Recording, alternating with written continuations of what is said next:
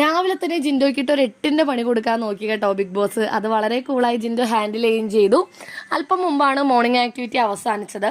Morning ആക്ടിവിറ്റിയിൽ പുകവലി ആരോഗ്യത്തിന് ഹാനികരം എന്ന വിഷയത്തിൽ സംസാരിക്കാനാണ് ബിഗ് ബോസ് ജിൻഡോയോട് പറഞ്ഞത്. അതിന്റെ ദൂഷ്യവശങ്ങളെക്കുറിച്ചും സംസാരിക്കാനാണ് പറഞ്ഞത്. എൻ്റെ കൂട്ടുകാരിൽ ഒരുപാട് പേരുണ്ട് കുടിക്കുകയും വലിക്കുകയും ഒക്കെ ചെയ്യുന്ന ആൾക്കാർ.